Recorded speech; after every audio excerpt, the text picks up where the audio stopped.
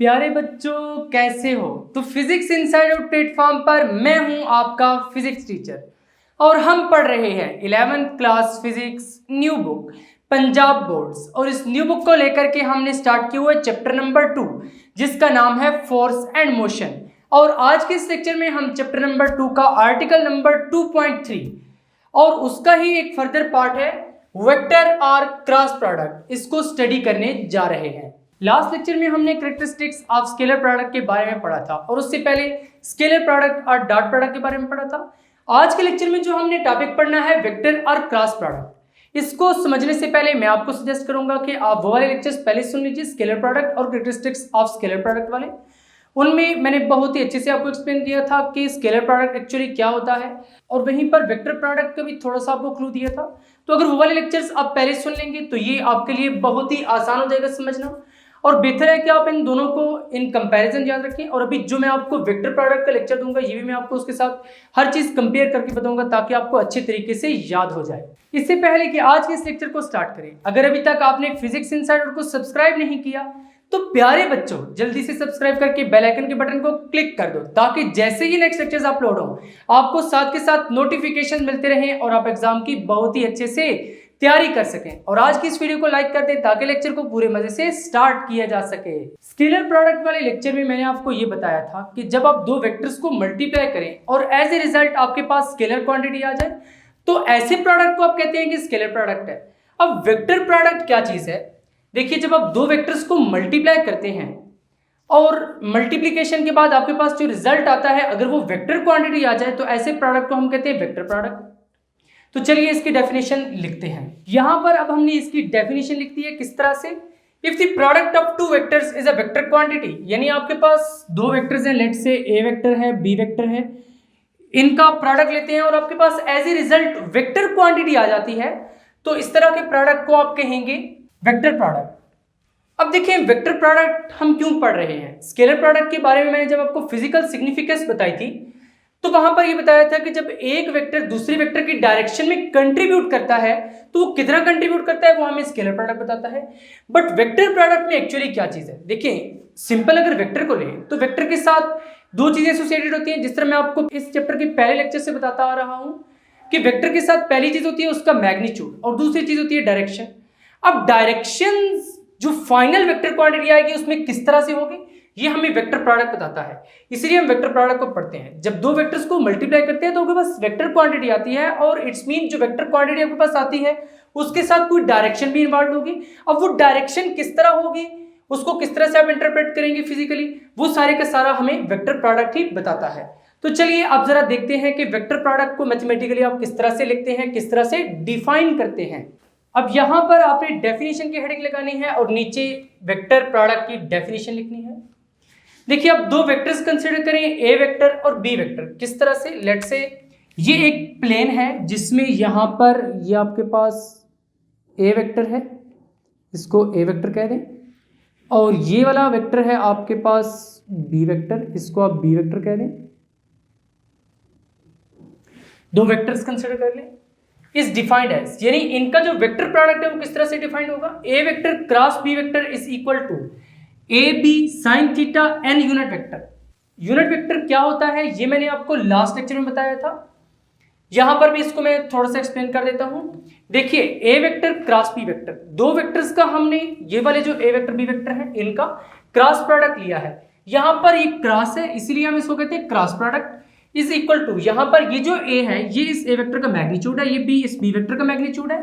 वहां पर scalar product में cos थीटा आता था जबकि यहां पर क्या रहा है sin थीटा। सो यहां पर ये क्या है n यूनिट वेक्टर। देखिए हमने क्या पढ़ा था कि जब दो वेक्टर्स का प्रोडक्ट लिया जाए तो एज ए रिजल्ट अगर वेक्टर क्वांटिटी आएगी तो वो प्रोडक्ट क्या होगा? Vector product. इट्स मीन ये जो प्रोडक्ट है ये वेक्टर क्वांटिटी है और वेक्टर के साथ दो चीजें इन्वॉल्व होती हैं, एक उसका मैग्नीट्यूड और दूसरा उसकी डायरेक्शन। सो ये जो वेक्टर क्वांटिटी है इसका मैग्नीट्यूड ये है और डायरेक्शन ये है। वहां पर स्केलर प्रोडक्ट में क्या होता था, रिजल्टेंट क्वांटिटी स्केलर थी, स्केलर की कोई डायरेक्शन नहीं होती इसलिए हम यहां पर डायरेक्शन नहीं लिखते थे। बट ये क्योंकि वेक्टर प्रोडक्ट है और वेक्टर प्रोडक्ट का रिजल्ट वेक्टर क्वांटिटी होता है और ये चूंकि वेक्टर क्वांटिटी है इसलिए यहां पर ये इस वेक्टर क्वांटिटी का मैग्नीट्यूड है और यहां पर ये इसकी क्या है? डायरेक्शन है। So theta is the angle between two vectors. ये जो ए वेक्टर और बी वेक्टर है इनके दरमियान एक एंगल है थीटा, ये इस तरह से, ये थीटा है। अब देखें क्रॉस प्रोडक्ट का ऑर्डर क्या है, ए क्रॉस बी, तो जो एंगल होगा वो ए से बी होगा, एंगल की डायरेक्शन क्या होगी, ए टू बी। अगर ये बी क्रॉस ए होता तो फिर एंगल की डायरेक्शन बी से ए की तरफ होती। यहां पर क्योंकि ए वेक्टर क्रॉस बी वेक्टर है इसलिए एंगल की डायरेक्शन ए से बी तक जाएगी। So n is the unit vector perpendicular to the plane containing A vector and B vector. अब n यूनिट वेक्टर किसकी डायरेक्शन को शो कर रहा है, A vector cross B vector, जैसे अभी मैंने आपको बताया है। और कहता है कि ये परपेंडिकुलर टू द प्लेन है, एक प्लेन है, ये जो प्लेन है इस तरह की एक नॉर्मल प्लेन है, इसके ऊपर परपेंडिकुलर का मतलब ये है कि ये इसके ऊपर इस तरह परपेंडिकुलर है, और ये प्लेन है, इसका परपेंडिकुलर क्या होगा, यहां से लेट्स से यहां पर ये आपके पास परपेंडिकुलर है इस प्लेन पर, ये।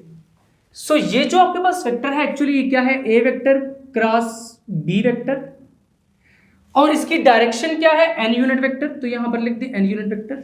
हमने यहां पर क्या लिखा है, N unit vector is the unit vector. ये क्या है, यूनिट वेक्टर है परपेंडिकुलर टू द प्लेन, जो इस प्लेन के परपेंडिकुलर है। जाहिर है ये वाली जो प्लेन है ये इस तरह से है और एन यूनिट वेक्टर इस तरह से डायरेक्शन को शो कर रहा है, यानी परपेंडिकुलर है इस प्लेन के containing A vector and B vector.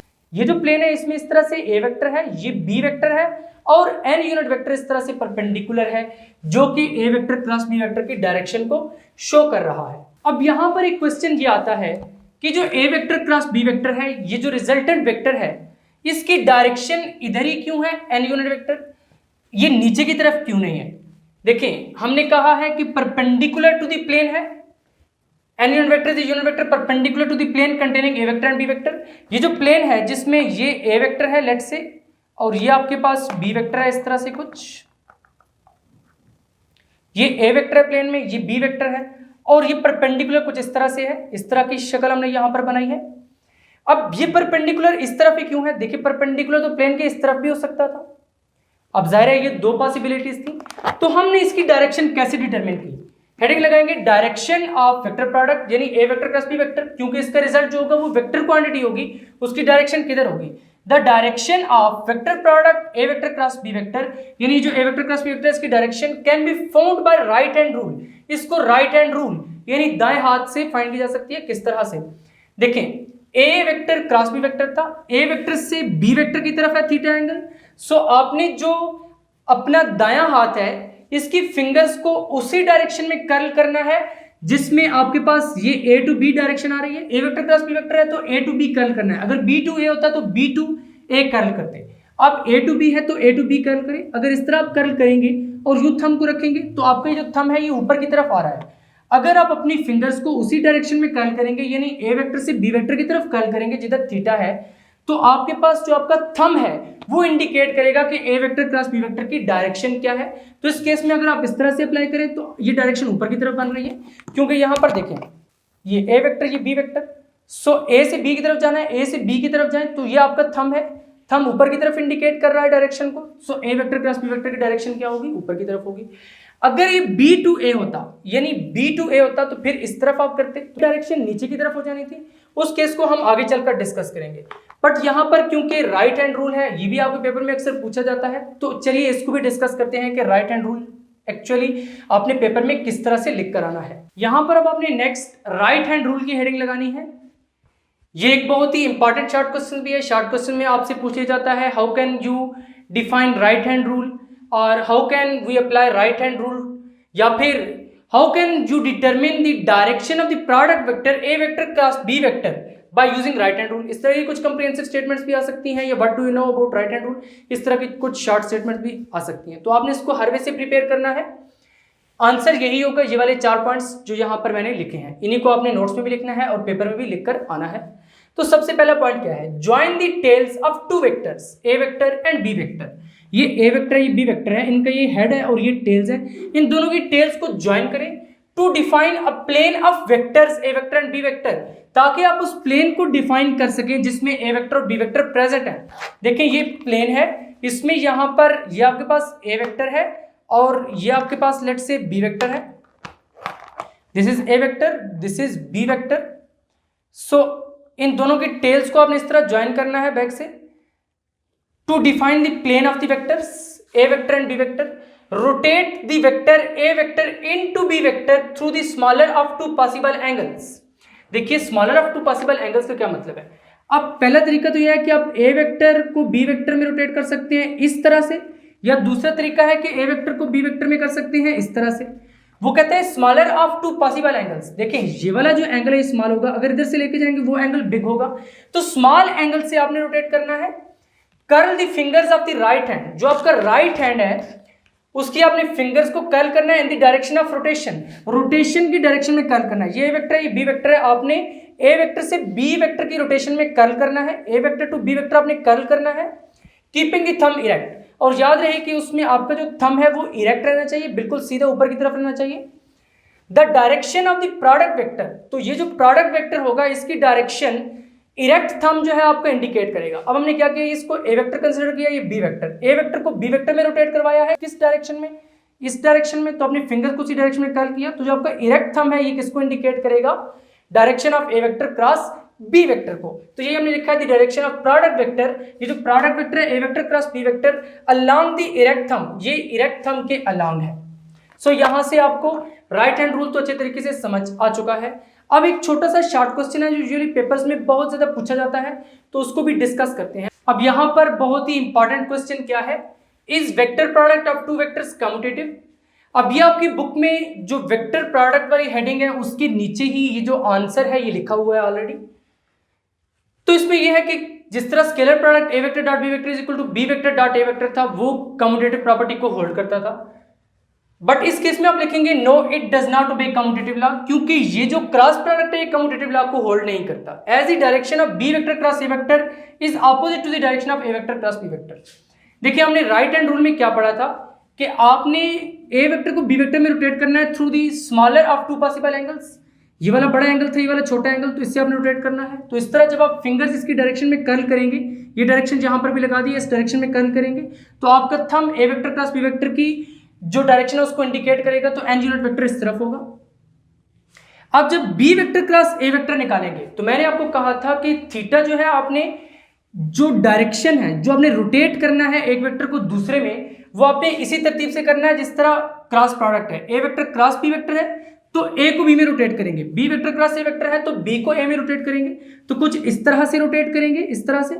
सो जो डायरेक्शन आएगी वो इस तरह से आएगी, तो थंब आपका नीचे की तरफ इंडिकेट कर रहा है। It's mean B vector cross A vector की जो डायरेक्शन है वो इस तरफ है, तो एन यूनिट वेक्टर भी जो है वो इसी तरफ होगा।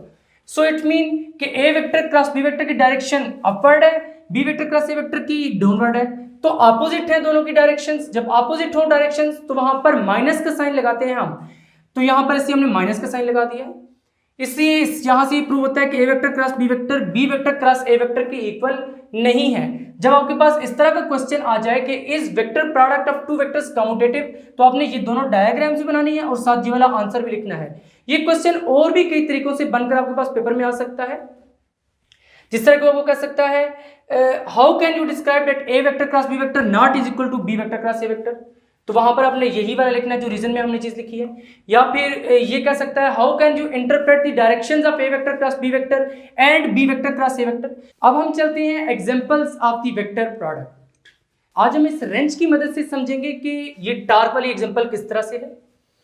मान लीजिए कि ये वाला जो मार्कर है ये एक नट है, इसको यहाँ पर टाइट किया गया है। अब इसको हमने खोलना है इस रेंच की मदद से, तो मैं इसको यहाँ पर एडजस्ट करूंगा। तो लीजिए यहाँ पर ये एडजस्ट किया है इसको। अब यूं इस तरह मैं घुमाऊंगा यहाँ से तो खुलना स्टार्ट होगा। इट्स मीन मैं यहाँ पर फोर्स अप्लाई कर रहा हूँ। ये फोर्स क्या है, F vector is applied on rigid body. ये एक रिजिड बॉडी इस पर मैं अप्लाई कर रहा हूँ। whose position vector is R vector, जिसका ये वाला जो पोजीशन वेक्टर है ये आर वेक्टर है।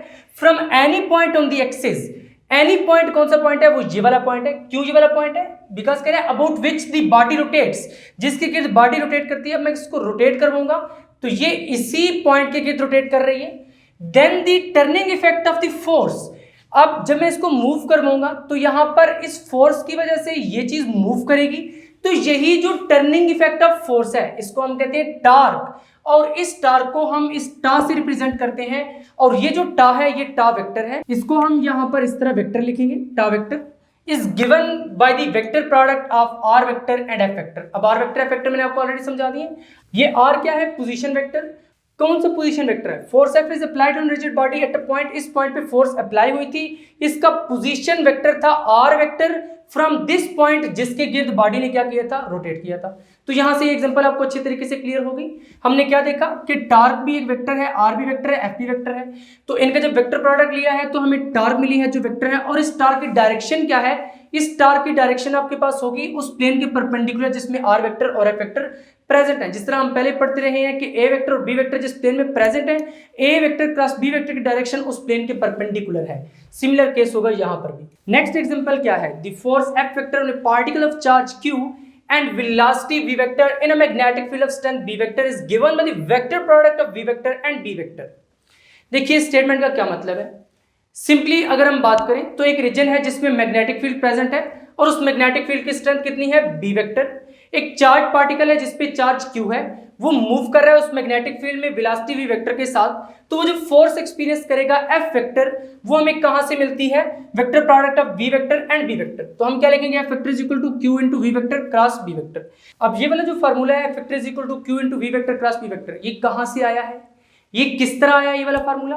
भाई ये सारी चीज तो जाकर हम पढ़ेंगे इलेक्ट्रोमैग्नेटिज्म वाले चैप्टर में, और बहुत ही इंटरेस्टिंग चैप्टर है। वहां जाकर आपको एक नया ट्विस्ट मिलेगा फिजिक्स में। कुछ ऑपरेटर्स लेकर उसमें से फिजिकली इन फार्मूलाज को निकालने की कोशिश करेंगे। तो ये उस चैप्टर में हम जाकर समझेंगे, और वो लेक्चर्स एवर इंटरेस्टिंग लेक्चर होंगे भाई। फाइनली आज के लेक्चर में हमने वेक्टर प्रोडक्ट और क्रॉस प्रोडक्ट के बारे में पढ़ा है, और ये भी देखा है कि इसको क्रॉस प्रोडक्ट क्यों कहते हैं, क्योंकि हम इसको ए वेक्टर क्रॉस बी वेक्टर लिखते हैं, दरमियान में क्रॉस का सिंबल आता है और इसलिए इसको हम क्रॉस प्रोडक्ट कहते हैं। और फिर हमने देखा कि क्रॉस प्रोडक्ट में जो रिजल्टेंट होता है वो आपके पास वेक्टर क्वांटिटी होती है, उसकी भी कुछ डायरेक्शन होती है, और उसको हमने एन यूनिट वेक्टर से यहाँ पर इंडिकेट किया था। और इसमें से बहुत सारे क्वेश्चन बन सकते हैं, जिस तरह मैंने आपको साथ के साथ बताए हैं।